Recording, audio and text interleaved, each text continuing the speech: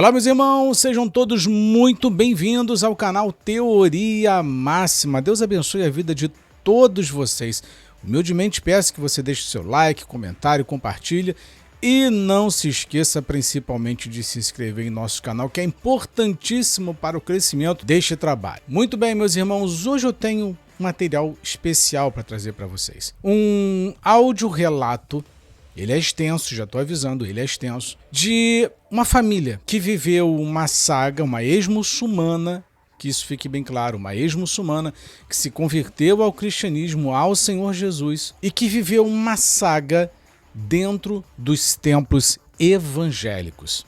Ela passou por diversas denominações. Entretanto, o que me chama a atenção não é o fato de trocar para uma denominação ou outra, mas os abusos emocionais, psicológicos e espirituais que ela passou, que ela enfrentou e que, não por méritos nossos, mas óbvio que através do nosso trabalho, acabou ajudando a essa família a compreender um pouco mais de como que se dá o funcionamento do sistema religioso. Então eu quero compartilhar com os senhores e vou compartilhar com os senhores esse relato impressionante. Talvez você se identifique com a história dessa moça. Eu não vou identificá-la, não vou colocar o nome dela, nem de seus familiares, para não expô-la, mas eu gostaria que você ficasse com esses áudios.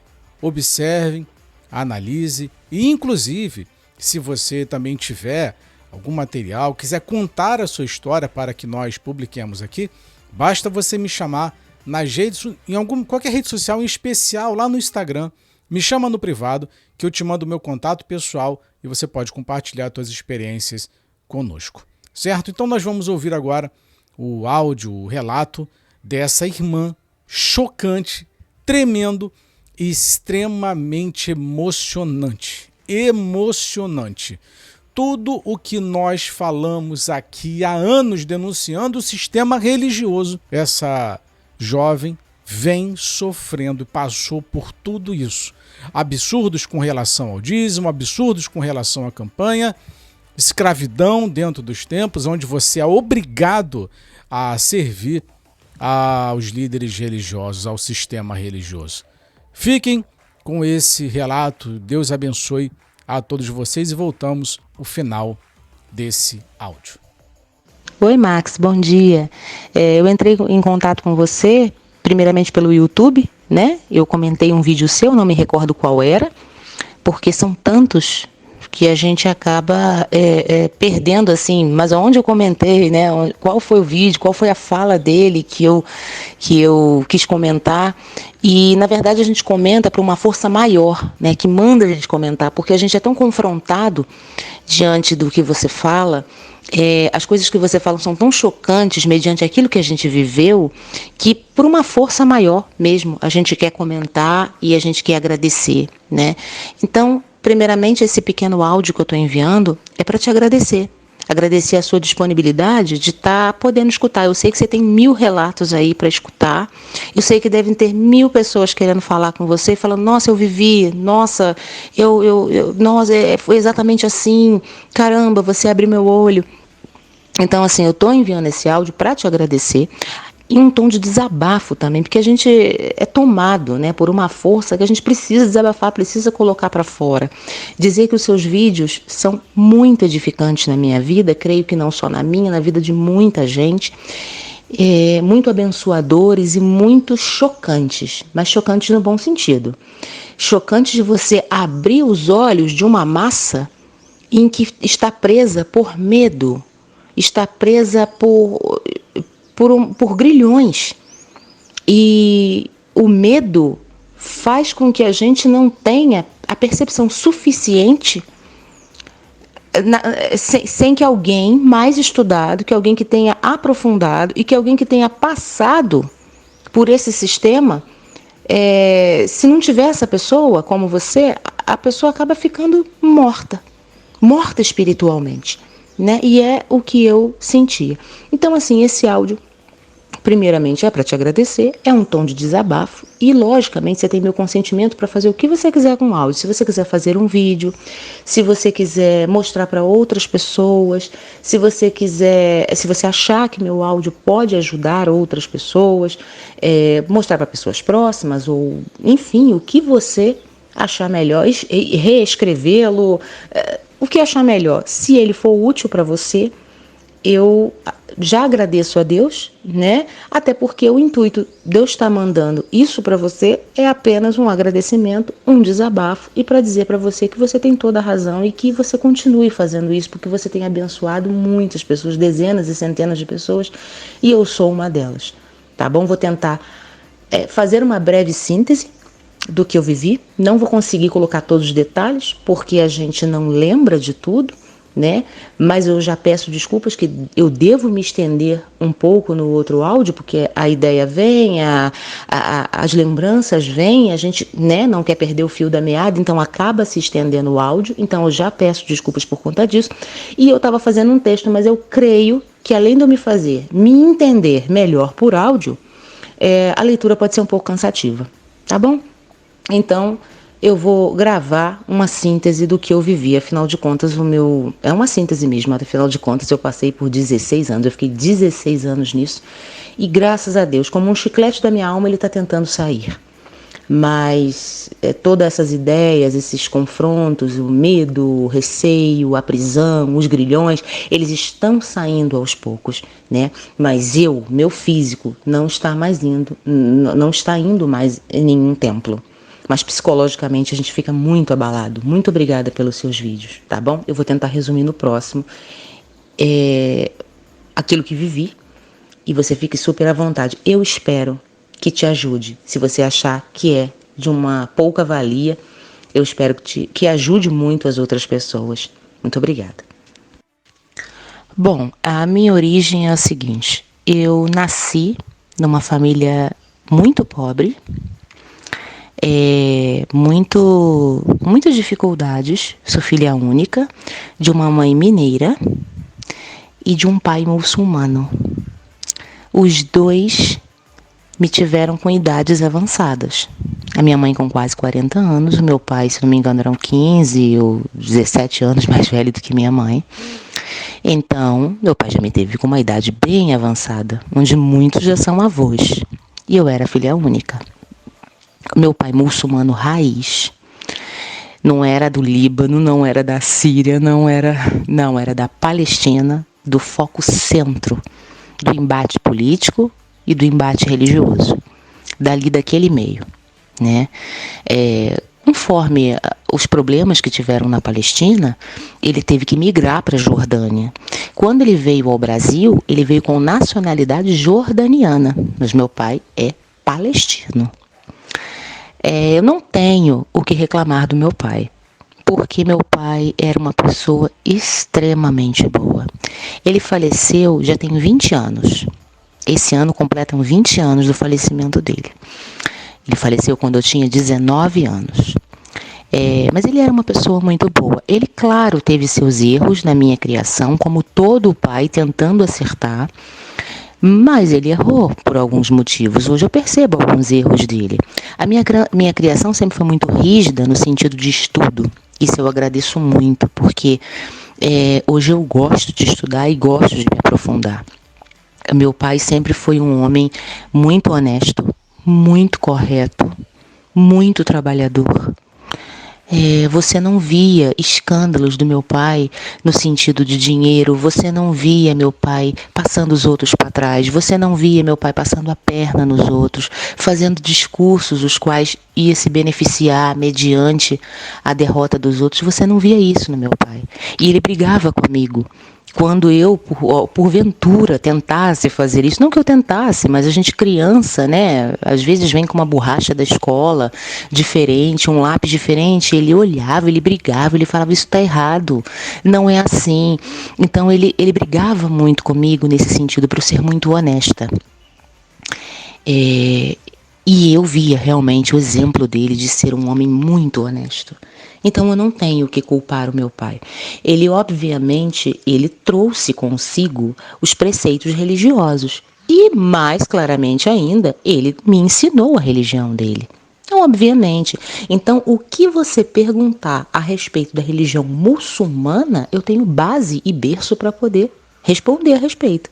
Eu vivi nesse meio. Meu pai ele não era filho de, ele era o palestino. Meu pai não era filho de árabe, filho de muçulmano, ele era o árabe, o muçulmano. Então eu vivi e cresci e nasci dentro desse ambiente, o qual hoje eu agradeço a Deus, porque foi o ambiente que Deus permitiu que eu viesse, né? Mas éramos muito pobres. Tínhamos uma barraquinha de bala, meus pais vendiam bala. Antes, né, deles venderem essas balas, eles vendiam bolo, tomavam conta de uma hospedaria. Então, trabalhos muito, muito pesados, trabalhos, assim, a gente não diz subemprego, mas eu acho que você consegue me entender, né? São trabalhos que não precisam tanto intelecto como um advogado, como um médico, um psicólogo, um empresário, enfim. Mas eram o que eles podiam fazer para mim. E eu agradeço tanto e amo tanto a minha origem, que me fizeram, no futuro, ter alguns confrontos de personalidade, né? Por tempos agora. Então minha mãe é mineira, perdão, ainda é viva. Trabalhava junto com meu pai. Eles enfrentavam barraca de bala na Lapa, no bairro da Lapa, no Rio de Janeiro. Tinha uma barraca bonitinha de bala, onde eles conseguiam tirar dali o nosso sustento. Vendiam guaraná, vendiam balas, doces, enfim, uma série de coisas naquela barraca. Enfrentavam calor, enfrentavam chuva, humilhação das pessoas, de tudo quanto é jeito que você possa imaginar. Então eu vivi nesse meio. Eu era bolsista de escola, não tinha dinheiro para pagar a escola, mas o meu pai ia lá e tentava bolsa e a gente conseguia. Eu não tinha dinheiro para ir para dentista, então a maioria dos dentistas faziam para mim de uma forma benevolente, graciosa, né? Enfim. Então eu cresci nesse meio. Quando eu tinha 19 anos, meu pai veio a falecer. Ficamos eu e minha mãe. Minha mãe com quase 60 anos de idade. Então, ali nos vimos muito sozinhas, né? Com muitas dificuldades. A minha mãe ainda não era aposentada e não tinha a pensão por morte ainda, porque tinha que dar entrada no processo burocrático. Então, ela continuou levando a barraca de bala. E eu fui procurar um emprego. Nisso que eu fui procurar um emprego, eu trabalhei como secretária em um lugar e depois eu fui procurar um emprego e consegui ser contratada como telemarketing, ganhando muito pouquinho, numa empresa de cobrança. Nessa empresa de cobrança, eu conheci uma menina evangélica, minha amiga até hoje, e uma é madrinha de casamento da outra. Isso já tem 20 anos, né? 20 anos? 19, mais até, né? Vou fazer 39, então eu tenho 20 anos. Então, somos amigas até hoje. E ela era evangélica, é evangélica, e falava de Jesus para mim. Só que eu confesso a você que eu não tive base de Jesus. Eu tive base de Deus. Meu pai sempre falava em Deus.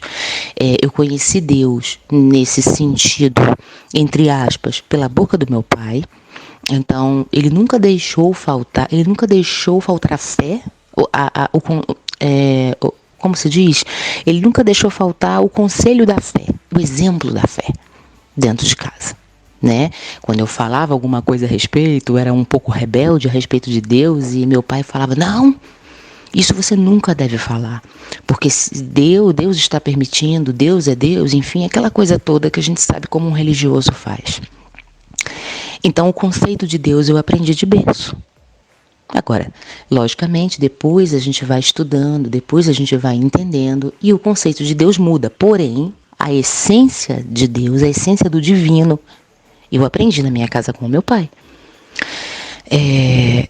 Então, nós passamos por muitas dificuldades e quando eu conheci essa menina nesse trabalho, ela falava de Jesus para mim, só que eu confesso, eu era muito arisca em relação a isso, porque eu tinha a minha ideia religiosa quando eu era pequena, e depois eu fui me meter, depois que ele faleceu, eu fui me meter com o espiritismo, então quer dizer, virou toda uma salada, eu já não sabia mais o que acreditava e tal, então assim, falar de Jesus para mim era algo que, fala aí sozinho. Mas ela insistia, ela falava com jeito, com sabedoria, né? Ela era uma pessoa extremamente sábia no momento de colocar Jesus, de falar de Jesus, tentando, né, fazer com que eu não tivesse raiva, não, achando ela chata. Não, pelo contrário, eu adorava ouvi-la. Mas na minha mente, aquilo ali para mim, tá ótimo, tá tudo certo. Não vou fazer nada disso, não vou seguir nada disso. Muito que bem, eu saí do emprego, continuamos amigas e ela continuou nessa empresa.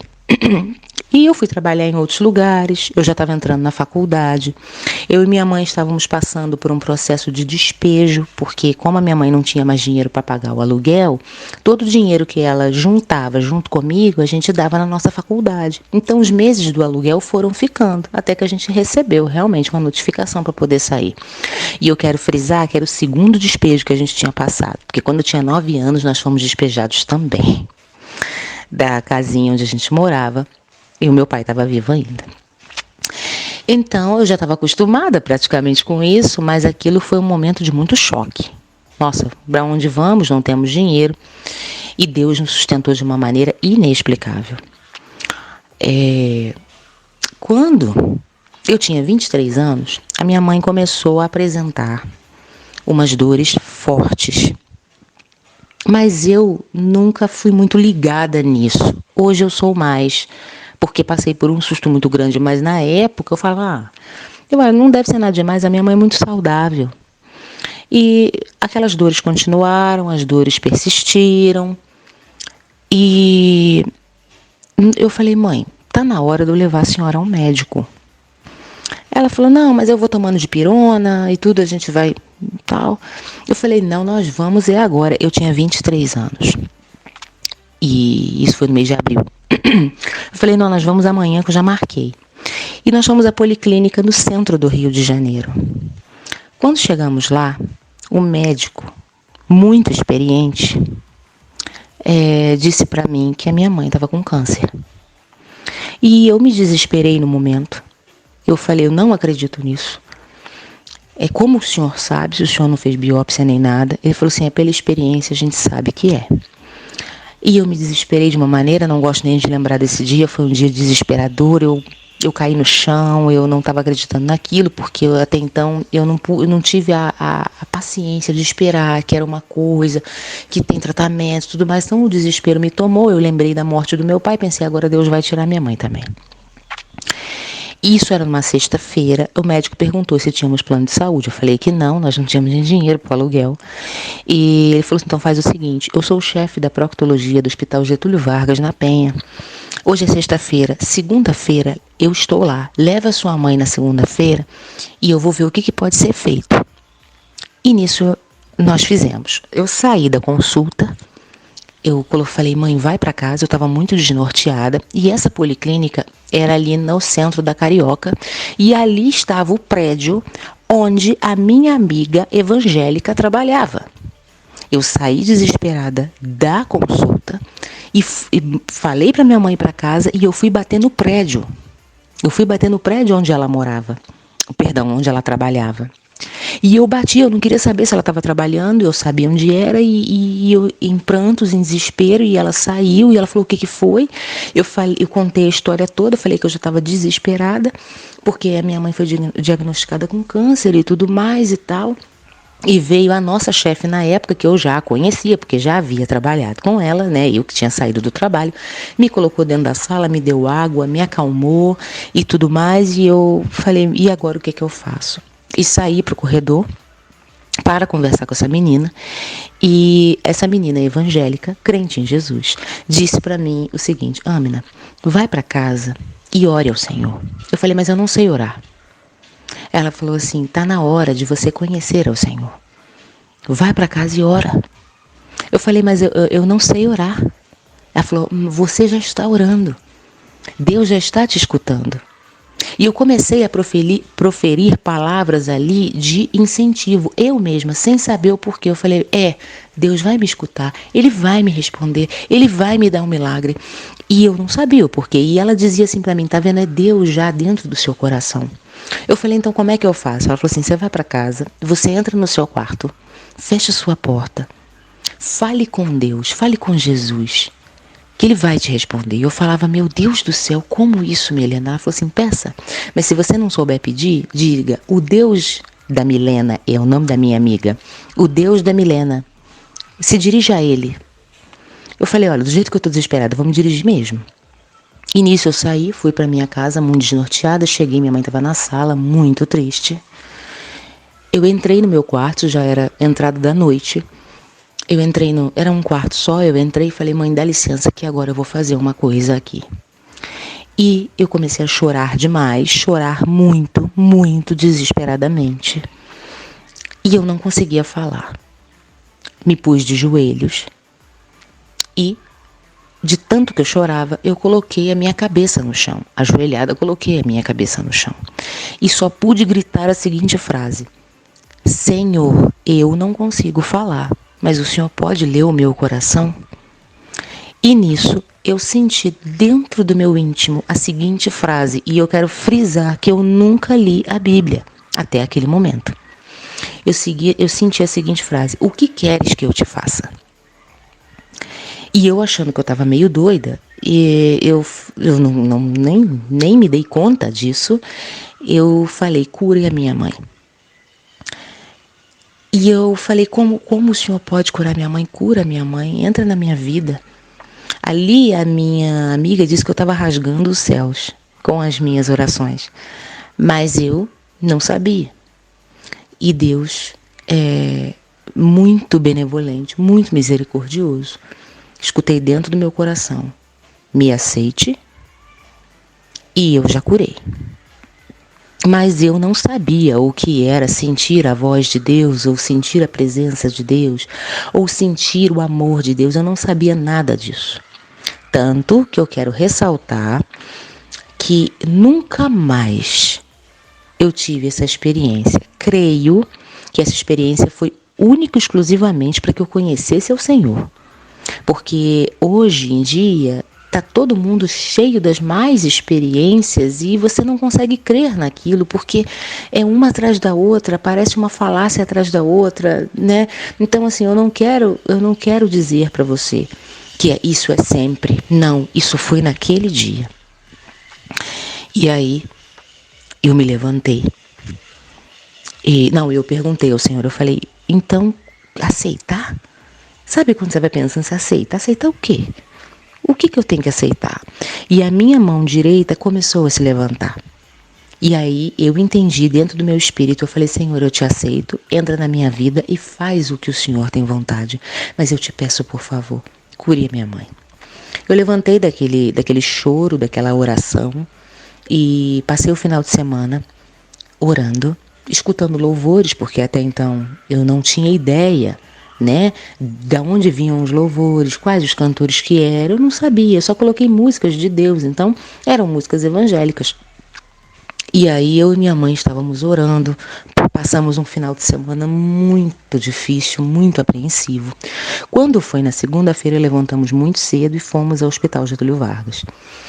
Chegando lá, o médico constatou que seria necessário apenas uma pequena incisão, com algumas doses de quimioterapia e radioterapia. Internou ela imediatamente, ela já foi fazendo os exames de risco cirúrgico, ela pôde operar, se não me engano, uma semana depois. Com 30 dias de internada, ela já tinha alta e começou com o procedimento de quimioterapia e radioterapia. Logo após isso, né, após a alta dela. E o fato de Deus ter feito esse milagre na minha vida, único exclusivamente com o intuito de mostrar a mim quem Ele era, fez com que eu me apaixonasse por Ele. E eu fui desconstruindo toda uma história a qual eu fui criada e fui levada a amar Jesus. Eu fui levada e fui atraída por ele. E eu queria entender Jesus, eu queria conhecer dele muito mais. Eu queria saber onde é que ele estava. Se ele fez um milagre da minha vida, algum papel dele tinha que falar. E me apresentaram uma Bíblia. E, enfim, eu comecei a crer, eu comecei a amá-lo, eu comecei a entender que ele é o Senhor e Salvador da minha vida. O meu coração começou a explodir de amor por ele. E aí eu falei, eu quero conhecer. Quem é que fez esse milagre na minha vida? Quem é? E aí eu fui atrás dele. Desculpa, tem alguns momentos que eu vou poder me emocionar. E aí eu falei, não, ele curou a minha mãe. Peraí, eu preciso ir atrás dele. E foi aí que algumas pessoas descobriram que eu havia me convertido. E eu coloco convertido entre aspas, porque eu escutei um áudio seu falando a respeito da nossa conversão, que não é de uma hora para outra. Eu entendi errado até hoje. Eu achava que a gente tinha se convertido no momento que a gente conhece Jesus. Mas um áudio seu, você estava falando que tem algumas conversões que demoram muitos anos, inclusive 40 anos com o pessoal no deserto, né? Biblicamente falando.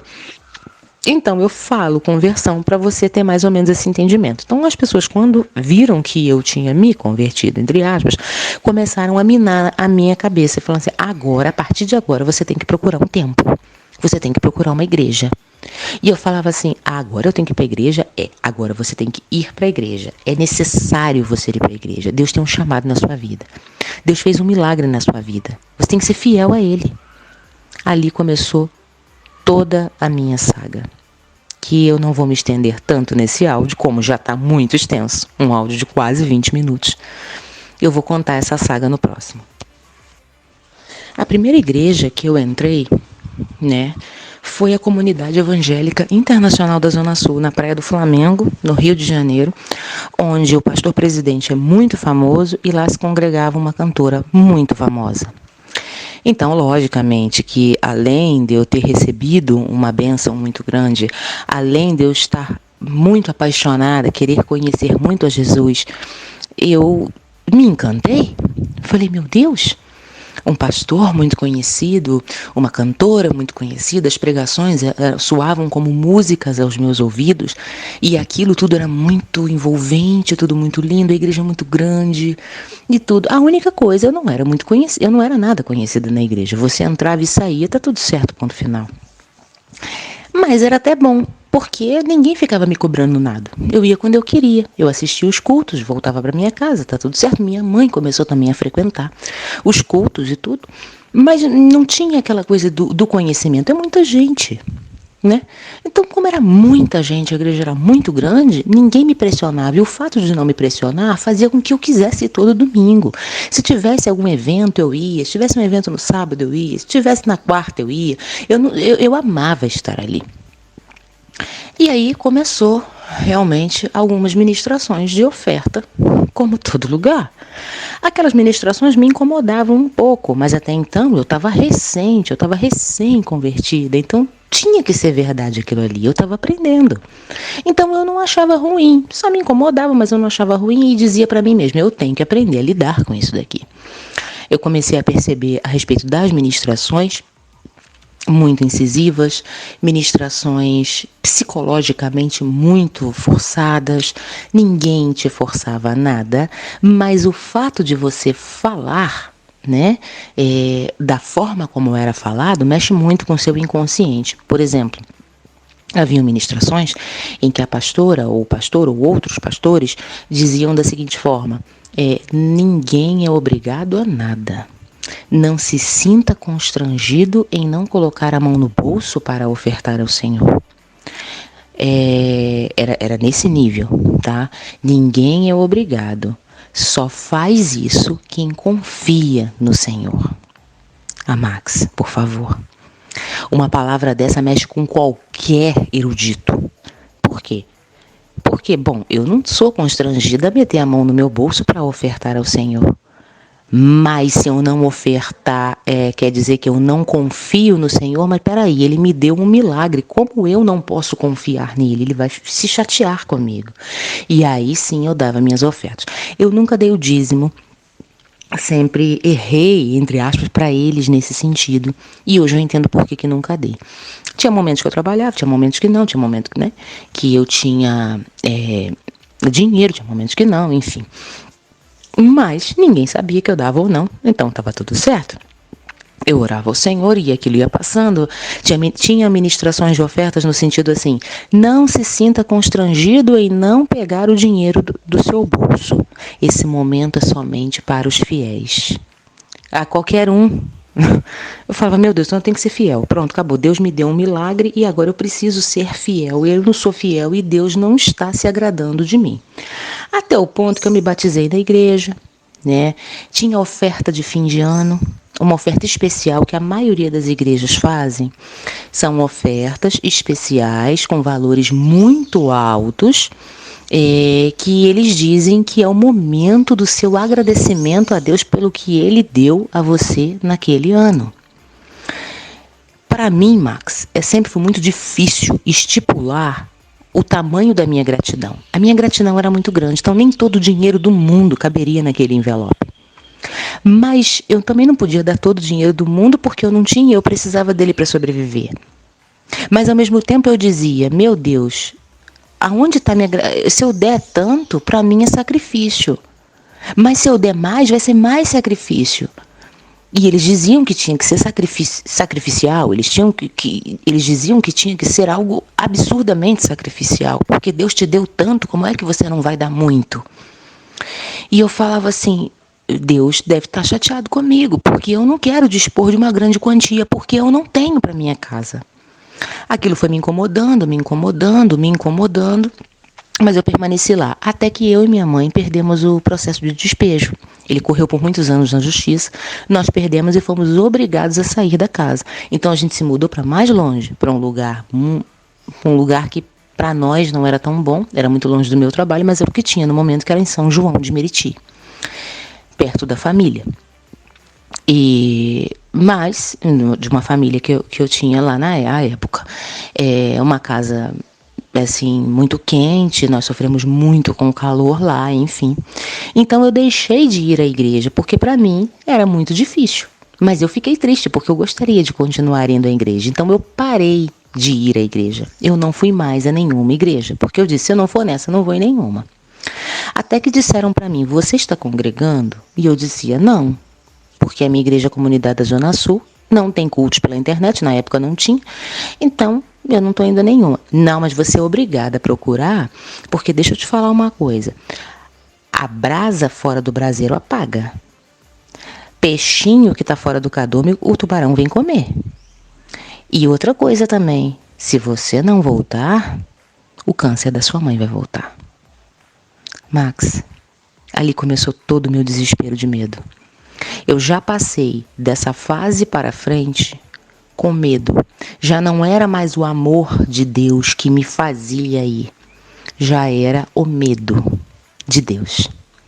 E aí eu comecei a separar medo de amor. Mas na minha mente eu não separava. Na minha mente era tudo igual. Eu estou indo por medo. Eu estou indo por receio. Porque se eu não for, Deus vai me castigar. Se eu não for fiel ao Senhor, nos dízimos, nas ofertas e na presença, Ele vai me castigar. Aí as pessoas, você precisa servir um templo, você precisa servir a igreja do Senhor, você precisa fazer a obra do Senhor, você precisa, porque Deus vai retornar com a doença da sua mãe. Além de tudo, vai te deixar, e já ouvi muita coisa, vai te deixar na miséria, vai te levar para o buraco e você precisa congregar. Então, dali para frente, todas as igrejas às quais eu procurei, mesmo não estando me sentindo bem, foi por conta de medo. E eu creio que muita gente está assim, para não dizer todas. Como eu estava muito acostumada com a pegada da comunidade da Zona Sul, qualquer pastor que viesse ministrar, qualquer outra coisa, para mim não soava igual. Não era aquela coisa gostosa, mas eu ia exatamente para que eu não deixasse de congregar. O medo falava mais alto. Visitei 2 vezes a igreja de uma amiga na frente, uma Assembleia de Deus com uma pastora, não me senti muito bem, saí, fui visitar outra igreja, enfim, aí eu parei, já não fui mais. Visitei, não gostei, e ficava vendo cultos pela internet. Não da minha igreja, da comunidade da Zona Sul, mas de outros pastores, né, para me alimentar, entre aspas, da palavra. E aí, eu conheci meu marido nesse interim. Meu marido veio até mim, eu conversava com ele de Jesus e a gente começou a frequentar outra igreja. E eu dizia para ele assim, nós temos que procurar uma igreja, a minha da comunidade da Zona Sul e a sua. Aí ele começou a frequentar Ministério Apacentar, lá de Nova Iguaçu. Mas era muito cansativo, Max, porque meu marido trabalhava de segunda a sábado até meia-noite. Quando era no domingo, éramos acostumados a acordar cedo, mas às vezes era chato domingo a gente levantar com aquela obrigação. Tem que ir, tem que ir, tem que ir. E aí ele levantava cedo, muito cansado, botava roupa, ia pro culto, dava oferta, dava dízimo, voltava. Voltava quase 2, 3 horas da tarde, porque era longe, parece que não, mas Nova Iguaçu de São João de Meriti, aí dá mais ou menos uns 40 minutos, 1 hora. Tem o trânsito, tem a falta de ônibus, enfim. Então ele chegava por volta de 2, 3 horas da tarde, já não dava mais tempo da gente fazer nada. Ele almoçava e descansava e, enfim, chegava de noite, já era para se preparar para uma outra jornada semanal de segunda a sábado. Então, quer dizer, domingo, aquela pressão, aquela obrigação. Eu já estava indo à igreja por obrigação, até um ponto que a gente não aguentava mais. E ele, às vezes, levantava com a boca torcida. Eu falava, você tem que ir para a igreja, vamos para a igreja. E ele dizia, não, eu vou sim, e levantava chateado e ia, ou seja, eu cansava o meu marido, eu cansava, eu sugava as forças dele. Ir na igreja não era prazeroso, na igreja era obrigatório, então era um compromisso dominical, era uma coisa assim, que as pessoas diziam, mas você não tem compromisso com o trabalho? Porque adoram dizer isso, você não tem compromisso com o seu trabalho? Não, eu tenho compromisso com o trabalho, mas eu estou ganhando dinheiro. Ah, não, mas na igreja você ganha a presença de Deus. Como é que você pode gostar mais do seu trabalho, do dinheiro, do que da presença de Deus? E não era nada daquilo, era simplesmente o cansaço mental, o cansaço físico, um trabalhador. Eu ia de vez em quando com ele, aquilo já me cansava, era um calor de 45 graus na cabeça, era muito quente e a gente indo naquela igreja para escutar as mesmas coisas, dar dinheiro, dar o dízimo, mas eu tinha que fazer, porque eu tinha muito medo, um culto que eu faltava era terrível, que eu falava, Senhor, não volta a doença da minha mãe não, no próximo eu vou, e aí era uma bola de neve, era horrível, até um ponto que eu disse pro meu marido, falei, se você não quiser ir, a gente vai deixar de ir, vamos procurar uma aqui perto. Ele falou, tudo bem. Aí nós fomos a uma, atrás da nossa casa, a nova Assembleia de Deus. E começamos a frequentar, íamos todo domingo, até um ponto em que nós vimos uma ministração de um obreiro, falando a respeito da oferta. E no momento que ele estava no microfone, nos relembrando sobre o dízimo, o pastor levantou-se da cadeira dele, foi até o ouvido do obreiro, cochichou alguma coisa com ele, e o obreiro imediatamente pegou o telefone de novo, retomou o microfone novamente e falou, realmente, gente, o pastor aqui está me lembrando que o dízimo não é só do seu salário não, o dízimo é do 13º também, tá? Para vocês não esquecerem. Eu e meu marido nos olhamos e falamos, não dá certo, vamos embora. E nunca mais fomos na igreja. Depois nós frequentamos uma unidade daquela igreja do Silas Malafaia, até então não tinha conhecimento algum. Assembleia de Deus Vitória em Cristo em São João de Meriti, fomos uma vez e na metade do culto nós saímos, porque começou o pedido das ofertas com maquininha de cartão. Eu falei, isso aqui eu não aguento mais. Fomos embora. Até um momento em que sentimos no coração, decidimos nos mudar do Rio de Janeiro para cá, para Minas Gerais. Então viemos para Minas Gerais. Aqui nós não frequentamos igreja alguma, até uma determinada data. Depois das visitas de algumas igrejas e várias igrejas, logicamente não coloquei todas aqui no áudio, senão a gente vai estender demais, e eu sei que eu estou me estendendo muito, começou a nossa visita a uma igreja pequenininha, porém também que necessitava muito de dízimos e ofertas, e aquilo foi acabando comigo, acabando com o meu psicológico. Meu marido falou, não vou frequentar a igreja mais nenhuma, eu estou muito cansado, chega domingo, quero descansar, E sinceramente está muito difícil para mim. E dinheiro, às vezes era dinheiro, Max, que a gente olhava e falava assim, isso aqui vai fazer falta para minha conta. Não, mas disseram na igreja, Deus vai nos suprir, Deus vai nos suprir. Tinha conta de água e conta de luz e, enfim, uma série de contas, né, que a gente vai fazendo por conta das necessidades. A gente começou a mexer com lanche, e aí eu fui ajudar meu marido a mexer com lanche. O dinheiro que entrava do lanche, primeiro a gente separava pro dízimo. Aquela coisa, eu já não lia mais a Bíblia, era só separar aquele dinheiro, senão Deus ia me castigar, Deus ia me castigar, Deus ia me castigar. Enfim, foi uma saga. Até que nos mudamos dessa cidade pequenininha e fomos para uma grandinha, de Minas Gerais, do lado dessa pequenininha. E foi a última igreja que eu congreguei e, sinceramente, não desejo mais congregar. Quando eu cheguei nessa cidade grandinha, eu tinha uma amiga e eu comentei com ela que eu e meu marido estávamos sem igreja e que precisávamos congregar. E ela disse assim para mim, não tem problema algum, eu estou frequentando uma igreja e eu acho que você vai gostar muito dela, vamos fazer uma visita. E eu acabei indo visitar essa igreja. Quando eu cheguei, o pastor, muito solícito, muito amoroso, muito querido, disse assim para mim, olha, você tem pastor? Eu falei, não. Aí ele já se apresentou, muito prazer, eu sou o seu pastor. E aquilo me encantou muito, porque deu a entender de que eu teria um pastor me olhando, um pastor me cobrindo, a tal da cobertura espiritual. Porque em outras igrejas grandes, o pastor nem me conhecia, não sabia meu nome, às vezes nem me atendia. E não tinha tempo de me atender mesmo, era muita gente, né? E aí eu fiquei encantada, ele gostou muito de mim e tudo mais, e eu fui nesse dia e voltei para casa. E minha amiga disse assim para mim, você vai continuar frequentando? Eu falei assim, vou sim. Só que não era aquela coisa daquele domingo, ou o próximo domingo, com certeza eu tô lá. Os domingos iam passando e eu não tomava iniciativa de ir, era muita coisa para resolver. Trabalho, meu marido, ele começou a ter muito problema de coluna, ele trabalhava carregando caminhão, era um trabalho muito pesado, braçal, enfim, aquilo tudo. E aí eu falei assim, eu vou. Só que ela falou assim, olha, não dá para você deixar de ir. Uma brasa fora do braseiro se apaga e um peixe fora do cardume o tubarão vem comer. E eu já estava com aquele medo da doença da minha mãe voltar, eu estava com medo de não ser fiel ao Senhor do jeito que ele gostaria que eu fosse, eu estava com medo de Deus achar que eu não era grata com ele, então eu falei, tá bom, eu tenho que ir. Ela falou assim, então vou conversar com uma pastora que lá da igreja também, né, porque tem o pastor e tem os pastores auxiliares, e essa pastora é tia do meu marido, eu vou pedir para ela ligar para você. E começou a ligação. Você tem que vir, você tem que vir, você tem que vir, não pode deixar e tudo mais. Vamos fazer o seguinte, então. Eu vou conversar com o pastor presidente para ele vir ter uma conversa com você. E eu falei, tudo bem, pode ser, mas na minha cabeça não seria naquele momento.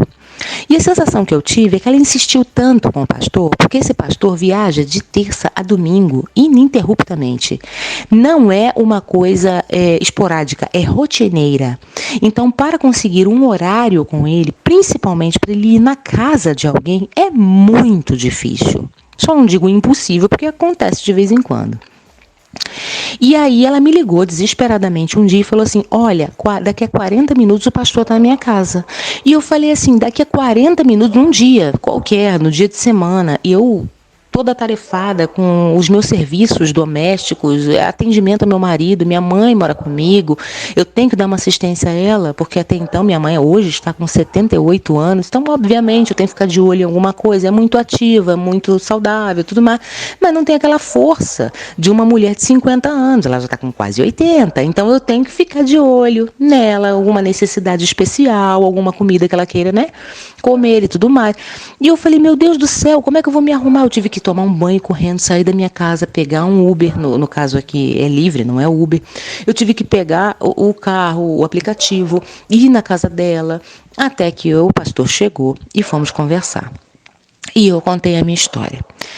Max, você há de convir comigo que o meu testemunho, entre aspas, ele não é fraco. Eu acho que nenhum testemunho é fraco, tá? Quando se diz respeito a Jesus, quando se diz respeito aos milagres de Jesus e quando se diz respeito ao amor de Jesus. Eu acho que nenhum testemunho é fraco. Mas você há de convir comigo que não é comum uma filha de muçulmano do caroço da Palestina onde tem todo um conflito religioso, um conflito étnico, um conflito histórico, um conflito político, uma filha daquele meio, daquele miolo, uma filha de um homem que nasceu ali, se converteu ao cristianismo, você há de convir que não é um testemunho lá muito igual aos outros. Então, isso enche os olhos de um pastor. Todos os pastores que eu consegui conversar ficaram radiantes com isso e falaram, não, você tem que vir testemunhar na minha igreja. E com esse pastor não foi diferente. Ele virou e disse assim para mim, não, vamos fazer o seguinte, no próximo domingo você vai ao culto e você vai dar esse testemunho no microfone. E eu vou te levar para dar esse testemunho em outras unidades que eu tenho. Eu falei, maravilhoso, tudo bem. Próximo domingo eu estou lá. Movimentei o meu marido e tudo, mas minha mãe não foi. Minha mãe nunca sentiu vontade de ir. E eu virei e falei assim, tudo bem, eu vou. E naquele dia, naquele próximo domingo, ficou tudo combinado, eu dei o testemunho. Naquele mesmo dia, eu e meu marido fomos convidados a participar como membros e nós começamos a congregar nessa igreja, tá? Bom, o que nos fez desanimar dessa igreja? E aí é que vem a minha trajetória na última igreja que eu congreguei. Ali sempre tem trabalhos voluntários. É um voluntário muito obrigatório. Me colocaram no grupo de voluntários para que eu pudesse servir a igreja. E aí o que são voluntários? É estacionamento, ficar guiando carros para lá e para cá, é ficar nos corredores segurando placas com dizeres bonitos. É ficar em pé no templo o culto inteiro para atender as pessoas, levá-las aos seus assentos, ver se tem lugar vago, dar uma água a quem necessita, segurar as crianças para não atrapalharem os cultos, pedirem para as pessoas falarem baixo enquanto o pastor está pregando. E tudo isso era escala de trabalho. Tudo era escala de trabalho. E eu me envolvi nessa escala de trabalho. Então, tinha domingo que eu tinha que ir obrigada, porque eu estava na escala. E ai de nós se furássemos a escala. Ai de nós se não participássemos. Por quê? Porque a gente poderia pedir substituição. Até hoje as pessoas pedem substituição. Alguém pode me substituir? Eu estarei trabalhando, não vai dar tempo, até aí tudo bem. Só que se você começa a pedir substituição direto, dá a entender que você não quer trabalhar para Deus. Então, naquele forçar, eu comecei realmente a ver o quanto eu estava sendo obrigada. Muito bem. Tinha os dízimos, as ofertas e as primícias. Dízimo, diferente de oferta, diferente de primícia. Eu falei, eu não vou aguentar. Eu não tenho estrutura para isso. Ou eu dava dízimo, ou eu dava oferta, ou eu dava primícia. Os três juntos não estava para dar. Porque primícia, eles diziam que eu tinha que pegar todo um salário e dividir por 30 dias, pegar aquele valor e entregar na mão do sacerdote. O dízimo, obviamente, 10% de tudo que você ganha. E as ofertas eram semanais.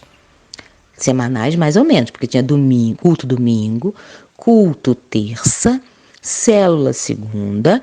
Isso quando não tinha culto de mulheres todo primeiro domingo toda primeira quinta-feira de cada mês, fora os congressos. Congresso eram mais ou menos 4 congressos anuais. Todos os congressos pagos por pessoa, sem contar que para você trabalhar no congresso você necessitaria de blusas adequadas feitas por uma fábrica que você tinha que pagar. Então, tinha que pagar o congresso, geralmente era um valor de 35, 45, 50 reais.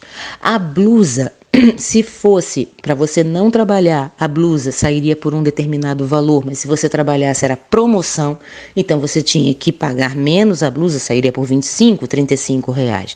Uma pessoa custaria com blusa, com oferta e com entrada de congresso, aproximadamente 80 reais. Isso na promoção, primeiro lote. Eu não estou brincando com você, tem lotes. Aí você calcula comigo, eu, R$ 80, pegando tudo na promoção, mais o meu marido, que tudo é por pessoa, mais 80, são R$ 160. A gasolina da moto, que a gente não tem carro, ia ser o quê? Mais 20 a R$ 40. Então sairia no mínimo por R$ 200. Fora o dízimo, fora as ofertas de domingo, de terça, de culto de mulheres e as ofertas dos congressos. Tinha tudo isso. Se você não fosse, porque às vezes você não tinha dinheiro e você não queria dizer que você não tinha dinheiro, você inventava alguma desculpa. Mas a insistência era tanta, que era a ponto da pessoa pedir o dinheiro emprestado. Até que um ponto eu falei, olha, eu vou nesse congresso, eu pago a blusa e falava pro meu marido, você não vai, no próximo você vai, porque a gente não tem condições de fazer tudo junto. Ele dizia, tá bem. Só que ele mesmo não queria ir, porque ele estava muito cansado do trabalho. E eram congressos que demoravam de manhã até de noite num sábado. Quando tinham esses congressos, todo ano, anualmente, tinha o tal do encontro com Deus. A pessoa ia num sábado, ao meio-dia, dormia e até domingo do dia seguinte, após o culto, ia embora. Encontro com Deus são várias ministrações e tudo mais, tal. E também tinha um valor a ser pago. Ou na época do meu marido, ele foi e pagou 50. Eu paguei 70, mas hoje já está 120. Aí você diz, você é obrigada a participar do encontro com Deus? Bom, quem quer ser batizado tem que participar. Entende? Eu já fui batizada. Mas todo mundo que entra na igreja é obrigado a participar. Como eu achava que não era obrigado, eu disse nesse momento, no ano passado, que eu não iria no encontro de mulheres. Eu não queria ir, eu não tinha dinheiro, não tinha estrutura, eu não gosto de dormir fora de casa, eu tenho a minha mãe, eu tenho meu marido. Enfim, eu tenho que arrumar almoço, eu tenho que arrumar comida, lavar louça, eu tenho um monte de coisa para fazer, eu tenho um bicho para cuidar, então eu não tenho condição de ir. Enquanto não me convenceram por telefonemas, WhatsApps, ligações, e-mails, tudo quanto é forma, eles me cercaram de todo jeito, uma encheção de saco tão grande, até que o ponto que eu virei e falei assim, tá bom, eu vou.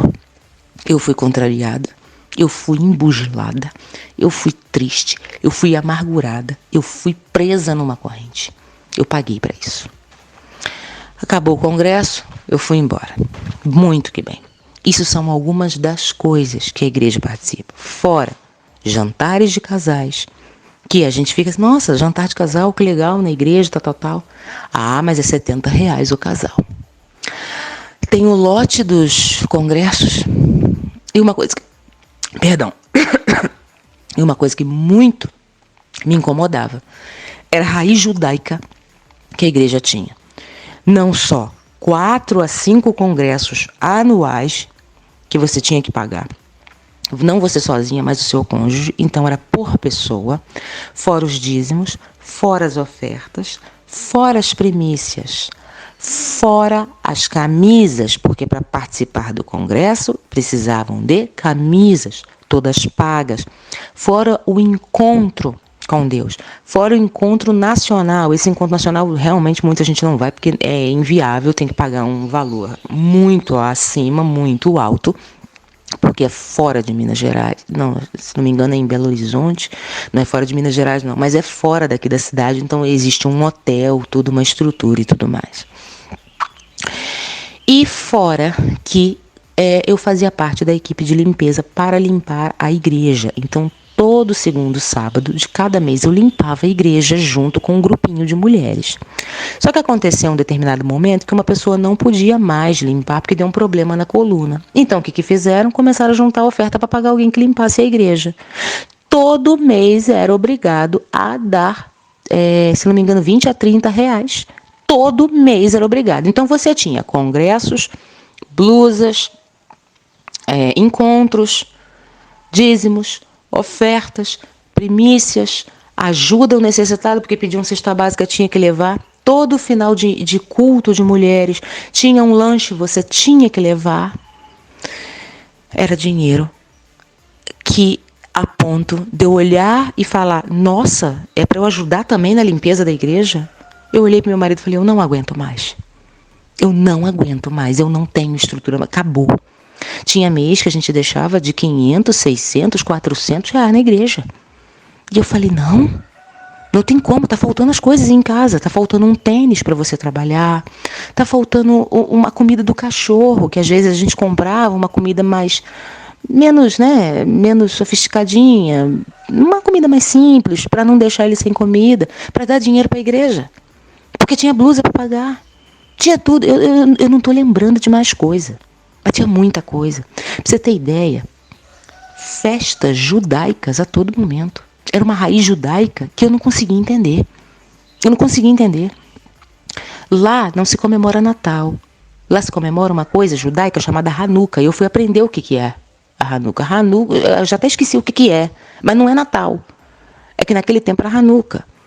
Tinha a festa dos pães, tal de festa de pães asmos, tinha a festa das células, juntavam todas as células com cores diferentes, cada um tinha que levar alguma coisa, tinha que levar balão colorido de acordo com a cor da célula, ou confete, ou blusas daquela cor.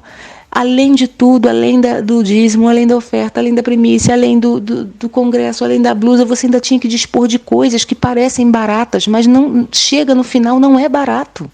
Você tem que sempre estar prestando atenção. Eu não posso com essa blusa, eu não posso com essa roupa. É um congresso tal, já é outra roupa. Mas eu já comprei do ano passado a blusa, mas esse ano mudou, de novo, a blusa mudou. Eu tenho que mandar refazer a blusa. Meu Deus, que palhaçada! Aí eu comecei a ver que palhaçada. Quer dizer que até em determinados cultos eu vou ter que ir com roupa, para todo mundo ficar igualzinho. Todo mundo fica aquela corzinha. Já virou para mim uma palhaçada. E um dia, eu estava conversando com uma pessoa que trata, né, de algumas finanças da igreja, e ela disse para mim, falou, olha, outro dia eu ajudei a carregar uma pia que eles pediram. Eu falei, pia para o banheiro dos pastores. Eu falei, legal, o valor da pia é R$1.000, eu não podia deixar a pia quebrar. Eu falei, R$1.000 uma pia? R$1.000 para minha casa, eu compro um fogão, uma pia. R$1.000, e aquilo foi minando, e aquilo foi minando, e aquilo foi me entristecendo, e aquilo foi me dando um pouco de asco, um pouco de revolta. O amor que eu sentia por Jesus já era revolta, porque já misturava com medo. Então era medo, revolta, angústia, e era todo mundo em cima de mim. Você tem que ir, você tem que fazer, você tem que doar, você tem que dar, tá errado, tá isso, é dinheiro, é lote. Aí você não vai participar do congresso, e aí já outra semana, olha a minha cabeça não dava mais, a minha cabeça começou a dar bug, a minha cabeça começou a pirar, eu já não tinha mais agenda de igreja, eu já não queria mais. O meu marido falou, aí meu marido já começou a ficar chateado comigo, porque ele nunca foi desse tipo de coisa. Ele falou assim, agora você se vira, porque você tá me mandando fazer um monte de coisa, eu não tenho como, que eu tô trabalhando. Já que você tá nesses grupos, então você, pelo amor de Deus, se vira, você fala lá que você não vai, ou que você vai, você dá um jeito, porque não dá mais. E eu cansava a minha família, e eu cansava o meu marido, e eu cansava todos à minha volta. E eu falava, eu tenho que pegar dinheiro para blusa, eu tenho que pegar dinheiro para a igreja, eu tenho que pegar dinheiro para isso, eu tenho que pegar dinheiro para aquilo, até que eu comecei a ver os seus vídeos. E começou a virar uma chave muito grande na minha mente. E eu comecei a lembrar de tudo o que meu pai e minha mãe fizeram por mim. Debaixo de sol, debaixo de chuva. A forma como eles me criaram por uma barraca de doces, debaixo de um sol de 40 graus ou de fortes temporais. E eu olhava aqueles pastores, cada pastor tinha uma touro. Eu creio, obviamente, você é uma pessoa extremamente inteligente, eu não entendo de carros, mas você deve conhecer 2 touros. Eu olhava aquilo, as pias de R$1.000, o trabalho que a gente era escravo. Tinha agradecimento? Tinha, para não ficar muito na cara. Quero agradecer a todos que trabalharam de uma forma excelente. Continuem trabalhando para o Senhor Jesus. Mas éramos escravos da limpeza. Eu não tinha mais dinheiro para pagar a limpeza. Éramos escravos do trabalho para ficar com blusinhas pagas por nós num corredor, vendo plaquinhas, tendo que receber todo mundo com um sorriso maravilhoso. Era ficar em pé nos templos, eu com problema de coluna, meu marido com problema de coluna. Era roupas das festas que a gente tinha que mandar fazer. porque eram festas judaicas e a gente tinha que participar. Agora você imagina eu sou cristã, mas eu tive uma base árabe e palestina. Como, meu Senhor, eu poderia misturar as estações? Porque você há de convir também, Max. Eu tenho uma origem. Por mais que eu tenha me convertido e Deus vê o nosso coração e não a nossa origem, é lógico que a minha origem fala muito grande em mim. Eu gosto de um pão árabe, eu gosto de um quibe, eu gosto de um tabule. Para me colocar para comer comida judaica, para mim é muito difícil. E aquilo foi me matando, aquilo foi, sabe, me revoltando. E eu falava, meu Deus, é agora, Deus vai trazer a doença da minha mãe de volta e tal. E aquilo, eu explodi de uma forma onde meu marido falou, acabou, chega. Sou eu que estou agora falando com você. Nós não vamos mais. Aí nós nos mudamos para novamente, né? Mas agora nós mudamos, graças a Deus, para uma coisa que é nossa. Então a gente está pagando, né, as parcelinhas de uma pequena chácara onde a gente consegue plantar os nossos alimentos, a gente consegue criar os nossos animais. Estamos muito contentes por causa disso. E ficou muito distante da igreja. E essa foi a desculpa que encontramos para que não voltemos mais àquele templo. Até que estávamos aqui fazendo o nosso galinheirinho, que a gente tem umas galinhas, a gente estava fazendo o nosso galinheirinho, bateu um pastor na nossa casa dizendo que estava com saudade de nós, que conhecia a gente. E nos convidando para ir num culto aqui perto. E ele falou, vai lá, eu vou pedir para a pastora ligar para você. Então foram pastores ligando dessa denominação, foram obreiros ligando, foram membros ligando. E eu olhei para o meu marido e eu falei, eu não vou mais incorrer nesse erro. E ele acenou a cabeça positivamente, como quem diz, acabou, chega. Vamos cuidar da nossa vida e vamos ter o Senhor e Salvador como nosso escudo, a nossa fortaleza. Mas somente nós e Ele. Porque se a gente for contar com a igreja, nós, em vez de sermos felizes, nós iremos nos matar. E ele acabou dizendo assim, você não está vendo o Max? Você não tem acompanhado os vídeos do Max? Você tem que ser corajosa para sair desse sistema. Porque eu já saí e eu quero que você seja corajosa também. Então, Max, eu não contei todos os detalhes. Eu não tenho como contar. Senão iríamos aqui com 2 horas de áudio e o seu tempo é a única coisa que eu quero preservar para que você tenha mais tempo de fazer mais vídeo para nos abençoar. Mas desde já eu já quero te agradecer. Foram seus vídeos, Deus, através de você, que tem nos abençoado e tem feito a gente entender que o medo acaba com a nossa vida espiritual. Nós morremos espiritualmente por causa de um medo onde eles impõem.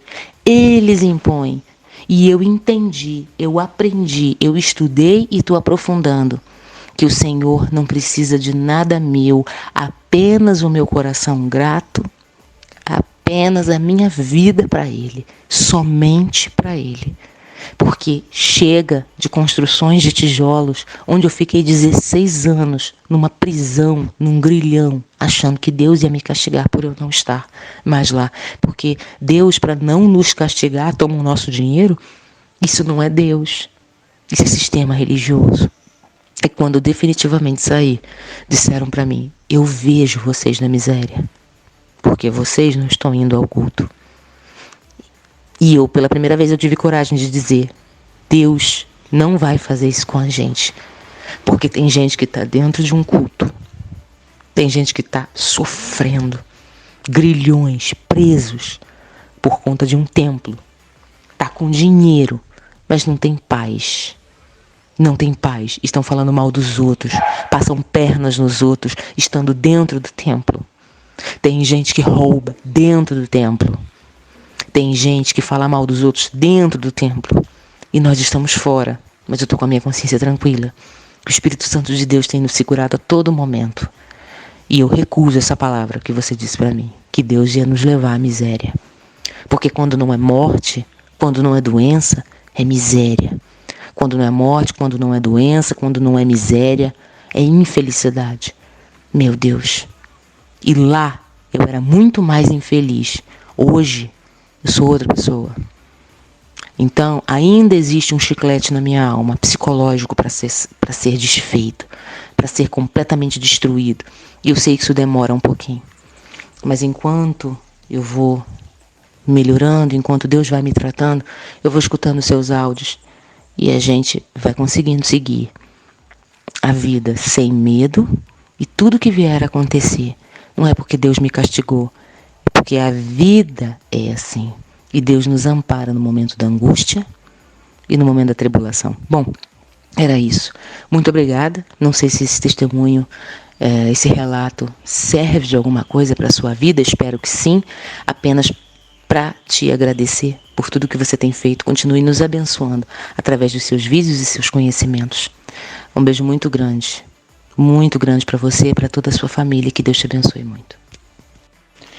Sim, e tem um detalhe também muito importante, né, a qual logicamente eu vou lembrando, mas esse daí eu acho que é fundamental, não vou colocar todos, mas quando eu sou formada em Direito, né, eu tirei a prova da OAB e comecei a lembrar, né, isso aí é um assunto que eu comecei e não terminei, comecei a lembrar de como os meus pais me criaram, de uma forma muito doída, de uma forma muito suada, e eu comecei a olhar o carro dos pastores. E eu falei assim, gente, eu dar o dinheiro que os meus pais tiveram tanto trabalho para me formar, porque eu cheguei a comentar um pouco, até no vídeo do YouTube, que quando a minha chave virou, foi quando eu comecei a ver seus vídeos e quando eu comecei a lembrar, que você me fez relembrar, do todo o meu passado.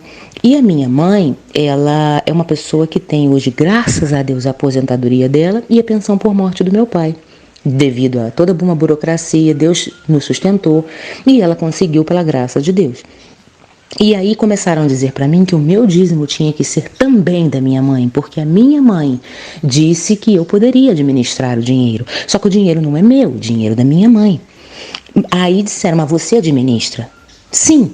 Mas é dela, é para nossa casa, ela deixa eu administrar porque ela sabe que eu sou muito correta nas contas e eu consigo administrar direitinho, sabe? Às vezes tem compras diferentes a serem feitas, uma comida diferente, eu tenho que guardar um dinheirinho para ela, Deus o livre e guarde, ela precise de uma emergência, né? Um óculos que eu tenho que fazer para ela, uma prótese dentária, tudo isso é dela. Então eu vou guardando, vou administrando e ela é muito satisfeita com isso, ela nem aceita administrar o dinheiro dela, porque sou eu que administro o dinheiro da casa, eu e meu marido, né? Então ela faz isso de bom grado, sabe, tudo, mas eu não me sinto no direito de dar o dízimo dela, e nunca quis. Só que disseram que até esse dinheiro eu tinha que dar. A chave foi virando aí. Eu falei, não, ela trabalhou muito, muito duro debaixo de sol. Eu lembro quanto ela sofreu. Hoje ela descansa na caminha dela, hoje ela faz os trabalhinhos dentro de casa com muita dificuldade, mas eu sei o quanto que ela tinha saúde quando era mais nova e ela ia para o sol e a chuva debaixo de tantas humilhações para me criar e me formar. Então foram muitas humilhações que ela passou para eu pegar esse dinheiro e dar, para sustentar a touro de um pastor. Eu não vou fazer isso. E a minha chave começou a virar aí, né? Foi quando eu disse não, esse dinheiro não sairá para a igreja de jeito nenhum. E foi quando eu comecei a não querer sair da igreja, né? Por vergonha, porque eles me tratavam tão bem que eu tinha vergonha de dizer que não queria ir mais.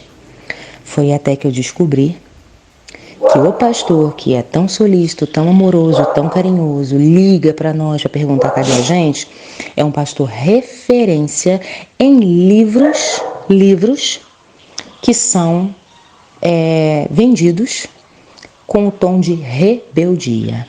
Aquele que se revela contra a igreja, contra o sacerdote, contra o pastor, enfim, contra a autoridade, é um rebelde e por trás dele está Satanás.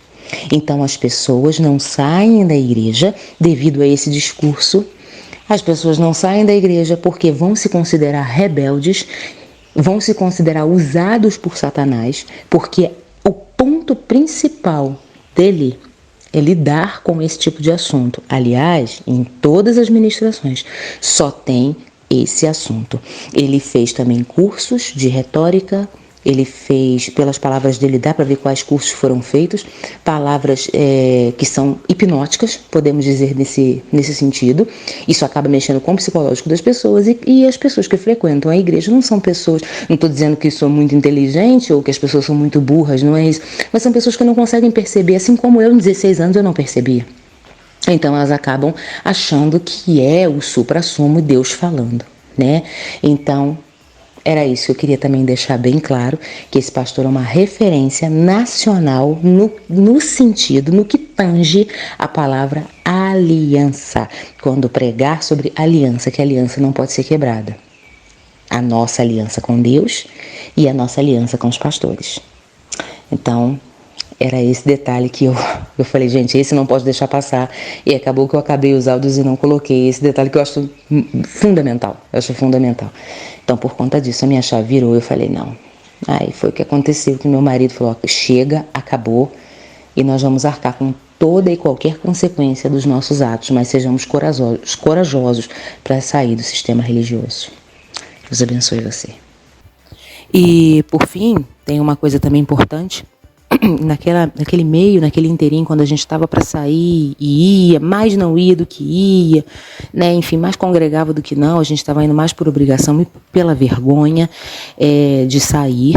Essa amiga disse para mim, falou assim, olha, eu preciso conversar muito sério com você, porque Deus me deu um sonho com você e seu marido. E toda vez que alguém dizia isso para mim, eu quase morria de tanto medo. Vinha pavor, vinha terror, vinha medo, todos os sentimentos ruins. E vindo de Deus, eu achava que tinha que ser uma coisa mais saudável. Mas não, eu tinha terror. Deus vai fazer alguma coisa comigo porque, enfim, eu não estou fazendo as coisas direito para Ele. E aí ela falou, Deus me deu um sonho. Eu falei, é de morte? Ela falou assim, não é de morte, mas se é mais que Deus ia permitir que você e seu marido fossem a miséria. E eu falei assim, miséria? Mas a gente nunca roubou ninguém, a gente tenta ser honesto mais que a gente consegue. Claro que algumas coisas passam, né, porque a gente não é perfeito, mas toda vez que eu reconheço algum erro, eu peço perdão para Deus. A gente não rouba, a gente é trabalhador, a gente sua. Por que Deus vai me levar para miséria? Vocês não estão dando dízimo, né? Aí eu falei assim, olha, de vez em quando a gente dá, não tem condição de dar todo mês. Ela falou assim, mas você tem que entender que o dízimo tem que ser o primeiro a ser tirado. Ele não é quando sobra, ele é o primeiro a ser tirado. Aí eu, verdade, tá certo, realmente eu não tinha condições de dar. Aí eu cheguei pro meu marido, falei, Rodrigo, eu tô com muito medo, por causa disso, né, e enfim. Aí ele falou assim, Amina, bota a sua cabeça pra pensar, vamos pensar? Eu falei, tá, vamos pensar. Aí ele falou assim, você se lembra, minha mãe tinha uma casinha, bem pequenininha, no interior, e essa casinha estava alugada para um primo da minha mãe, muito humilde, o homem presbítero da igreja. Meu marido me fez relembrar isso. Quando a mãe dele faleceu, ele cuidava só da mãe dele, ele não tinha dinheiro para pagar aluguel, ele não tinha dinheiro para comida, ele não tinha dinheiro para nada. E eu, juntamente com a minha mãe e com o meu marido, nós decidimos perdoar o aluguel dele até ele se estabelecer na vida. Mas não era um aluguel em que ficaria acumulado e quando ele pudesse pagaria os meses que não pagou. Não, foi perdoado. E ele só poderia começar a pagar o aluguel, que era pequenininho, 200, 300 reais, porque era uma casinha muito pequenininha, somente quando ele se restabelecesse. Ele se casou, depois de 1 ano e meio, ele ficou morando quase 3 anos na casa sem pagar nada, e era um dinheiro que nunca eu lembrei. Eu nunca falei para ninguém, eu nunca contei com esse dinheiro, eu esquecia que esse dinheiro existia, porque eu perdoei. E aí, aí meu marido disse assim para mim, olha, Amina, a gente não pode fazer as coisas esperando a recompensa do Senhor, mas veja bem, nós perdoamos o aluguel do Adão. E eu orei pedindo uma casinha própria pra gente, nem que a gente pagasse a nossa prestação, mas que a gente estivesse pagando pra nós, que nós morávamos de aluguel. E eu falei, sim, e o que isso tem a ver? Ele falou assim, Amina, Deus nos deu a nossa casinha e estamos pagando a prestação no lugar onde a gente queria, do jeito que eu pedi pra Deus, para minha sogra cuidar das plantas. Que ela ama a horta, ama bicho, nós amamos bicho e amamos plantar para comer. Então, Deus nos abençoou. E eu sinto no coração que a benfeitoria que a gente fez para o nosso primo, seu primo, foi reconhecido pelo Senhor. Então, eu na hora me veio aquele sentimento no coração, será que esse era o meu dízimo? Porque tudo eu dava, eu perdoava o aluguel, eu pagava uma cestinha básica, sabe? Eu ia, entregava arroz, eu entregava feijão, nossa, era algo assim sobrenatural, era uma coisa que me fazia muito bem. Hoje, graças a Deus, ele está trabalhando, casou, a mocinha está trabalhando também, então assim, é uma vitória para mim, mas eu nunca fiz questão desse dinheiro. E meu marido me fez lembrar o quanto Deus me abençoou diante dessa obra que eu tive. E ele falou assim para mim, você acha que Deus nos levaria à miséria fazendo bem para os outros? E aquilo acalmou meu coração e me confortou. Então são coisas, né, que vão acontecendo, são coisas que vão minando, são coisas que o pavor não deixa, de fato, a gente enxergar realmente a vida como ela é. Muito bem, meus irmãos, e aí? Queria saber a tua opinião sobre esse relato. Deixe abaixo o seu comentário, quero saber a tua opinião sincera sobre tudo que você ouviu aqui. É revoltante ou não é? Olha, eu vou falar uma coisa para vocês, a cada dia que passa, dá menos vontade de frequentar esses templos, porque a única coisa que eles sabem fazer é massacrar o povo, é humilhar o povo. Mas eu quero saber a tua opinião com relação a isso. Eu quero saber o que você pensa sobre isso. E você vai deixar abaixo o seu relato também. Meus irmãos, e finalizando esse vídeo, humildemente peço que você deixe o seu like, comentário, compartilhe e não se esqueça de se inscrever em nosso canal. Orem por mim que eu oro por vocês. Um forte abraço. Fui!